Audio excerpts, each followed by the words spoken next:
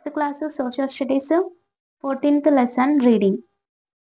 పట్టణ ప్రాంతంలో స్థానిక స్వపరిపాలన.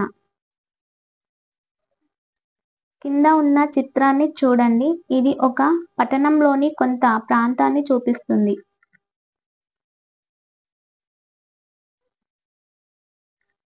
కొంత ప్రాంతాన్ని చూపుతుంది. గ్రామాలకు పట్టణాలకు మధ్య గల భేదాలేమిటి? పట్టణాల్లో ఎటువంటి పౌర సౌకర్యాలు అవసరం? ఎటువంటి పౌర సౌకర్యాలు ఉంటాయి? పట్టణ ప్రాంతాలలో నివసిస్తున్న ప్రజల జీవన విధానం ఎలా ఉంటుంది? దానికి ఏ విధమైన సౌకర్యాలు వాళ్ళకి అవసరం? ఈ విషయాలను తరగతిలో చర్చించండి. పట్టణంలోని ఒక దృశ్యం.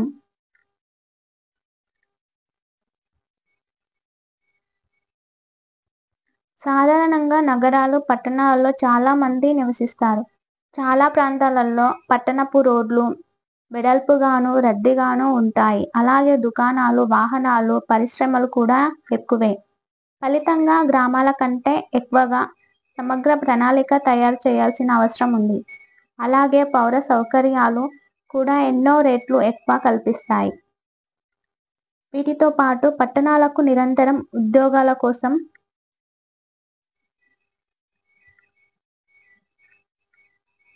బతుకుతెరువు కోసం వచ్చే ప్రజల సంఖ్య ఎక్కువ. అందుకే పట్టణ వైశాల్యం రోజు రోజుకు పెరుగుతూనే ఉంది. కొత్త కాలనీలు ఏర్పాటు అవుతూనే ఉన్నాయి.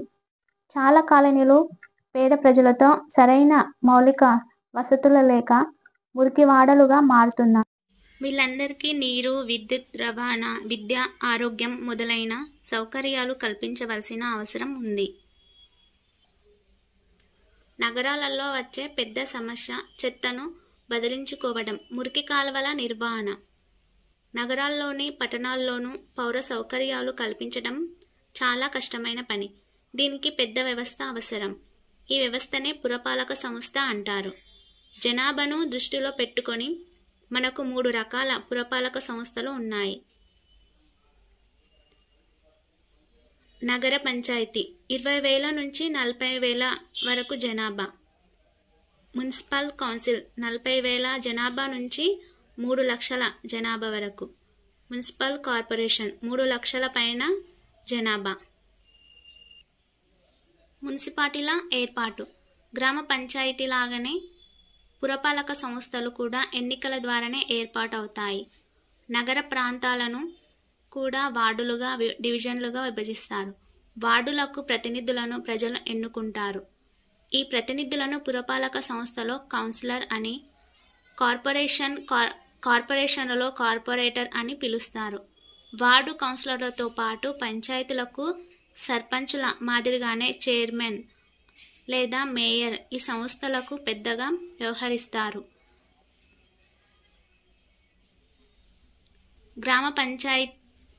గ్రామ సర్పంచ్ ఎన్నికల విధానం లాగానే చైర్మన్ మరియు మేయర్ను కూడా మున్సిపాలిటీ మరియు కార్పొరేషన్లలో నమోదైన ఓటర్లు ప్రత్యక్ష ఎన్నిక విధానం ద్వారా ఎన్నుకుంటారు. గ్రామ పంచాయతీ ఎన్నికల నిబంధనలలాగే పురపాలక సంస్థ ఎన్నికలకు కూడా నిబంధనలు వర్తిస్తాయి. ఈ క్రింద ఇచ్చిన సమాచారాన్ని పంచాయతీతో పోల్చి తప్పుగా ఉన్న వాక్యాలను సరిచేయండి. పురపాలక సంఘాల ఎన్నికలు ప్రతి 5 సంవత్సరాలకు ఒకసారి జరుగుతాయి. ఓటరుకు 18 సంవత్సరాలు లేదా అంతకంటే ఎక్కువ వయసు ఉండాలి. ప్రతి వార్డుకు 2 ప్రతినిధులను ఎన్నుకుంటారు. ఈవీఎం ఎలక్ట్రానిక్ ఓటింగ్ యంత్రం. అతను లేదా ఆమె పేరు ఓటర్ల జాబితాలో వారి వార్డులో రిజిస్టర్ అయి ఉండాలి. వార్డు మెంబర్లు అందరూ పురుషులే. 21 సంవత్సరాలు దాటిన ప్రతి వ్యక్తి ఎన్నికల్లో పోటీ చేయవచ్చు. మీ ఉపాధ్యాయుని సహాయంతో మీ జిల్లాలోని పురపాలక సంఘాలను లేదా నగర కార్పొరేషన్లను గుర్తించండి. పురపాలక సంఘం ఏ విధంగా పనిచేస్తుంది? పురపాలక సంఘాలు చాలా పనులు చేస్తాయి. ఉదాహరణకు నీటి సరఫరా, వీధి దీపాలు, కొత్త రోడ్లు వేయడం, మరమ్మతులు, మురికి కాల్వల మరమ్మతులు, నిర్వహణ, చెత్తను తొలగించడం, పాఠశాలను నడపడం, చౌకధరల దుకాణాలు, ఆసుపత్రుల నిర్వహణ మొదలైనవే కాకుండా ఇంకా ఎన్నో రకాల అభివృద్ధి పనులు చేస్తాయి. ఇవన్నీ చేయటానికి ఎన్నో మానవ వనరుల అవసరం ఉంది. కేవలం కౌన్సిలర్లు, కార్పొరేటర్ల వల్ల ఈ పనులు కావు. ఈ పనుల కోసం పురపాలక సంఘాలు చాలామంది ఉద్యోగులను, అధికారులను, అకౌంటెంట్లను, గుమాస్తాలను నియమిస్తుంది. అలాగే ప్రతి మున్సిపాలిటీని ఎన్నో విభాగాలుగా విభజిస్తారు. ప్రతి విభాగానికి ఒక అధికారిని నియమించి ఆయనకు బాధ్యతలు అప్పజెపుతారు. ఉదాహరణకు నీటి సరఫరా విభాగం, విద్యుత్ సరఫరా విభాగం, విద్యా విభాగం, చెత్త తొలగింపు కోసం ఒక విభాగం వంటివి ప్రతి పురపాలక సంఘంలో ఉంటాయి. మరి కౌన్సిలర్లు ఏం చేస్తారు అని ఆశ్చర్యపోతున్నారా? నిజానికి కౌన్సిలర్లు ప్రజలతో ఎల్లప్పుడూ కలిసి ఉండి వారి అవసరాలు, సమస్యలు పురపాలక సమావేశంలో చర్చిస్తారు. వివిధ రకాల పనులు చేపట్టడానికి పురపాలక సంఘానికి కొన్ని కమిటీలు ఉంటాయి. వీటిలో కౌన్సిలర్లకు ముఖ్య భూమిక ఉంటుంది. ఈ కమిటీలు వివిధ విభాగాలు చేస్తున్న పనిని పరిశీలిస్తాయి. ఇవి పురపాలక ప్రణాళికను కూడా తయారు చేస్తాయి. తర్వాత ప్రతిపాదనలను తయారు చేసి పురపాలక సంఘాల సమావేశంలో చర్చించి అన్ని నిర్ణయాలు తీసుకుంటారు. ఈ నిర్ణయాలను అధికారులు, ఉద్యోగులు అమలు పరుస్తారు. ప్రతి వార్డు కౌన్సిలర్ తన వార్డు సభ్యుల పరిష్కారానికి ప్రయత్నిస్తారు. అలా చేస్తేనే ప్రజలతో మమేకమై వాళ్ళ సమస్యల పట్ల సానుకూల దృక్పథం కలిగి ఉంటారు. ప్రజలు ఎన్నో వార్డు కౌన్సిలర్లను కలిసి తమ సమస్యలను పరిష్కరించుకుంటారో ఇప్పుడు ఒక ఉదాహరణ చూద్దాము. పురపాలక సంఘ విధులకు, గ్రామ పంచాయతీ విధులకు గల భేదాలను తెలియజేయండి. పురపాలక సంఘం పనిచేయడంలో వివిధ రకాల విభాగాలు ఎలా తోడ్పడతాయి? మీ పాఠశాల సక్రమంగా నడపడానికి ఎటువంటి కమిటీలను నియమించాలి? ప్రజల వినతి. ఇటీవల కొత్తగా ఏర్పడిన ఒక కాలనీవాసి ఆస్మిన్ పిన్నమ్మ, మన కాలనీలో అన్ని ప్రాంతాలలో ఎప్పుడు చెత్త నిండి ఉంటుంది. అలాగే అధికారులకు వినతి పత్రం సమర్పించడం.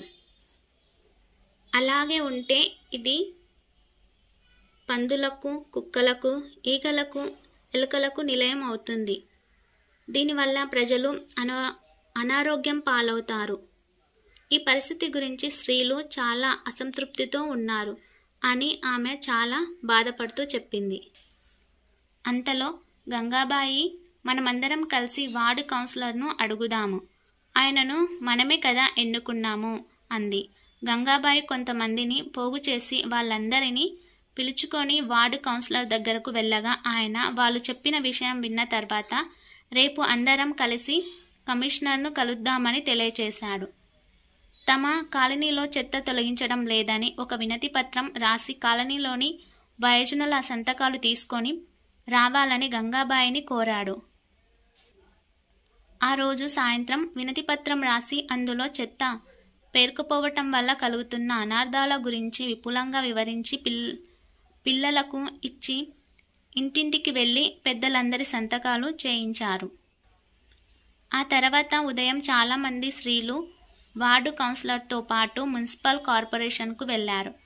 అప్పుడు కమిషనర్ వారికి పురపాలక సంస్థకు సరిపడా వాహనాలు లేవని తెలియచేశాడు.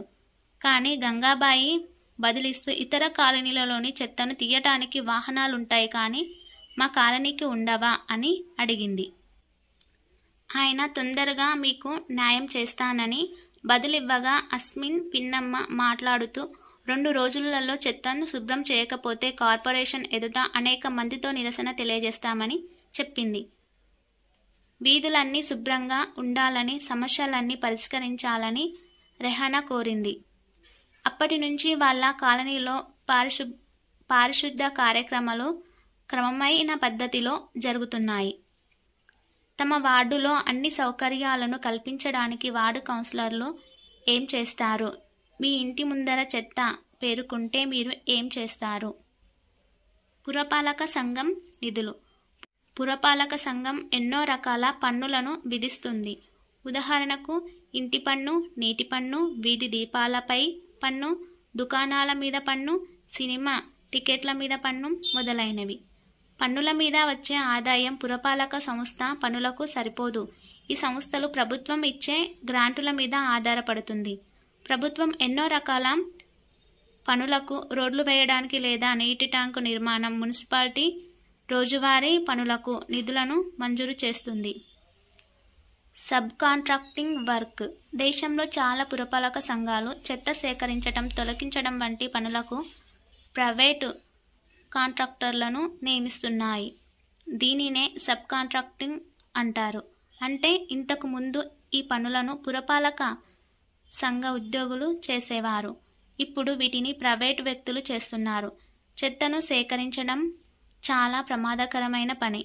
వీళ్ళు ఆ పని చేసేటప్పుడు సరైన జాగ్రత్తలు తీసుకునే విధంగా అంటే చేతి తొడుగులు, మాస్కులు ఇవ్వడానికి అధికారులు చర్యలు తీసుకుంటున్నారు. మీ నగరం, పట్టణంలో పురపాలక సంఘంలో పనిచేసే ఉద్యోగులు, కాంట్రాక్టర్లు, నియమించిన సిబ్బంది ఎంతమంది ఉన్నారు? వారు ఎదుర్కొనే సమస్యలు ఏవి? పురపాలక సంఘాలు సబ్ కాంట్రాక్టు వైపు ఎందుకు మొగ్గు చూపుతున్నాయి? పురపాలక సంఘ కార్మికులు. ఇప్పుడు పురపాలక సంఘ కార్మికుల ఒక రోజు పని గురించి తెలుసుకుందాం. ఆ రోజు సోమవారం ఉదయం 5 గంటలకు. చిన్నాకు నిద్ర లేవడం ఇష్టం లేదు, పనికి పోవటం ఇష్టం లేదు. నిన్న ఆదివారం కనుక పని చేయలేదు. అంటే సోమవారం నాడు ఎక్కువ ఊడ్చాలి, ఎక్కువ చెత్త కుండీలు శుభ్రం చేయాలి. స్టార్లైట్ కాలనీలో ఉన్న వాళ్లకు ఆదివారం సెలవు కాబట్టి వారు కూడా ఎక్కువ చెత్తను బయట పారేస్తారు. సోమవారం ఉదయం వీధిలో ఎక్కువ ప్లాస్టిక్ సంచులు, రోడ్లు శుభ్రపరచుట. ఎక్కువ ప్లాస్టిక్ సంచులు పారవేస్తుంటారు. ప్రజలు ఎంత ఎక్కువ చెత్తను వేస్తే దాన్ని శుభ్రం చేయడం అంత కష్టం. చిన్న ఉండే కాలనీలో చెత్త కుండీలు లేకపోవటం, మురికి కాల్వల నుంచి నీరు కారటం వల్ల వీధి అంతా సోమవారం అపరిశుభ్రంగా ఉంటుంది. వీటికి ఇంకా పక్కనే ఉన్న చెత్త పంపు నుంచి వచ్చే నీరు కలిసి చేరడం వలన అపరిశుభ్రత ఎక్కువగా ఉంటుంది. చిన్న అతి కష్టం మీద ఇంటికి నీరు పట్టి తన ఇంటిని శుభ్రం చేసి తయారవుతుండగా నజ్మా తన ఇంటి గుమ్మం దగ్గర చిన్న కోసం ఎదురుచూస్తుంది. చిన్న తొందరపడు, త్వరగా మనం ఇంకో 10 నిమిషాల్లో స్టార్లైట్ కాలనీకి వెళ్ళి వీధులను శుభ్రం చేయాలి. తొందరగా వెళ్ళకుంటే మన వాహనం మనకు దొరకదు. అది 6:45కి వచ్చేస్తుంది. చిన్న కొన్ని వేడి నీళ్లు తాగి తన కుమార్తెను తట్టి నిద్ర నుంచి లేపి, నేను వెళ్తున్నాను, స్కూల్కు ఆలస్యంగా వెళ్ళొద్దు అంది. చిన్న, నజ్మా నడుచుకుంటూ స్టార్లైట్ కాలనీకి వెళ్ళారు. వాళ్ళు చీపుర్లు తీసుకొని చెత్తబండిని నడుపుకుంటూ శుభ్రం చేయటానికి పూనుకున్నారు. ఆ బండి చాలా పురాతనమైనది. రోడ్డుకు 2 పక్కలకు వెళ్ళి ఇద్దరు రోడ్డును శుభ్రం చేయటం ప్రారంభించారు. దాదాపు అన్ని చెత్త కుండీలు చెత్తతో నిండి ఉన్నాయి. ప్రజలు చెత్తను చెత్త కుండీల పక్కన కూడా పారవేశారు. దీనిని శుభ్రం చేయటం వాళ్ళ పనిలో ఒక భాగం. తర్వాత చెత్తను బండిలో వేసి ట్రక్కులో వేయాలి. ఒక్కోసారి చెత్తను చేతితో ఎత్తాలి. సీసాలు, సంచులు, కూరగాయల చెత్త, ఎముకలు మొదలైనవి జీవ సంబంధ పదార్థాలు బండిలో నింపి ట్రక్కులో వేయాలి. నిజానికి ప్రజలు ఆకుపచ్చ చెత్త కుండీని, నీలపు రంగు చెత్త కుండీని సరిగ్గా ఉపయోగించాలి. అలా చేయటం వల్ల చెత్తని మళ్ళీ పునర్వినియోగం చేసే అవకాశం ఉంది. కానీ కొంతమంది అలా చెత్తను వేరు చేయకుండానే వేయడం వల్ల చిన్న, నజ్మా ఆ పనిని చేయాలి. చెత్తను పారవేయడానికి వారికి బళ్ళు ఇచ్చారు. చాలామంది వాళ్ళ వృత్తిని చిన్నచూపు చూస్తారని చిన్నాకు తెలుసు.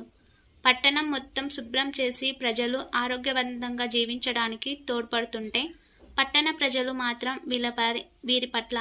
వీరి వృత్తి పట్ల గౌరవం చూపటం లేదు. వీధులను ఊడ్చేవాళ్లే కాకుండా ట్రక్కు డ్రైవర్లు, సహాయకులు ఎంతోమంది కాంట్రాక్టర్ కింద పనిచేస్తారు. వీళ్ళు సేకరించిన చెత్తనంతా చిన్న నివసిస్తున్న కాలనీకి కొంచెం దూరంలోనే కేటాయించిన స్థలంలో పడేస్తారు. చిన్న ఎక్కడ పనిచేస్తుంది? ఆమెకు ఎవరు ఉద్యోగం ఇచ్చారు? కాలనీ శుభ్రం చేయడానికి వాళ్ళు ఏమేమి చేస్తారు?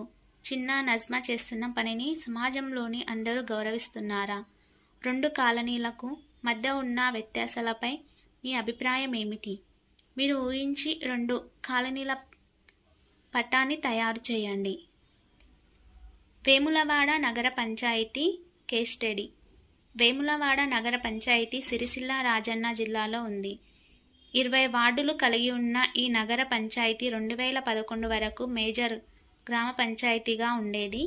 ఇక్కడి శ్రీ రాజరాజేశ్వర స్వామి దేవాలయము ప్రసిద్ధి చెందిన పుణ్యక్షేత్రం. దేవాలయానికి అనేక మంది యాత్రికులు వస్తూ ఉంటారు.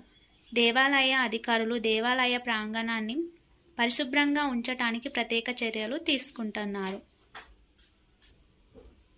ఈ పట్టణం ప్రత్యేకమైన తాగునీటి వ్యవస్థను కలిగి ఉంది.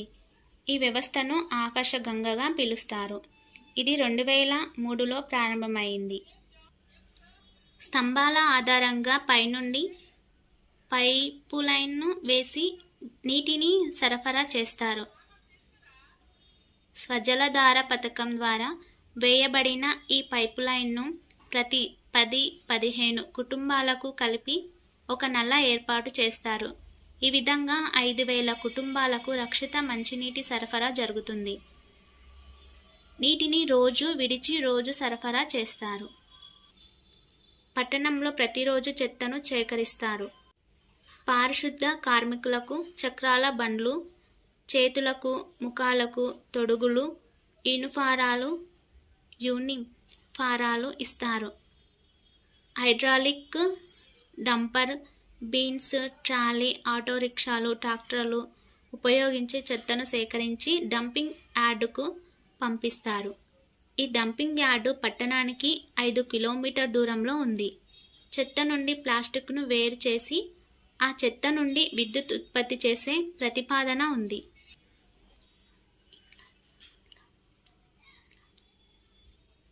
దాదాపు అన్ని ఇండ్లల్లో వ్యక్తిగత మరుగుదొడ్లు ఉన్నాయి.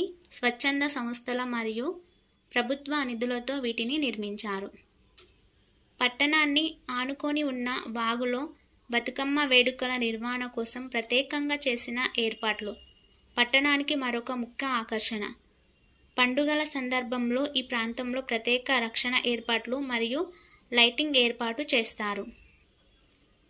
మున్సిపాలిటీలలో త్రాగునీరు సరఫరా.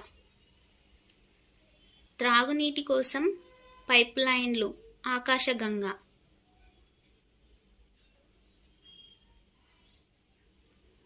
బతుకమ్మ తెప్ప. కీలక పదాలు: స్వపరిపాలన, పురపాలక సంఘం, పురపాలక కార్పొరేషన్, సబ్ కాంట్రాక్టింగ్, జీవ సంబంధ వ్యర్థ పదార్థాలు. ఓకే ఫ్రెండ్స్, ఈ వీడియో నచ్చినట్లయితే లైక్ చేయండి, అలాగే షేర్ చేయండి, సబ్స్క్రైబ్ చేసుకోండి. Thank you.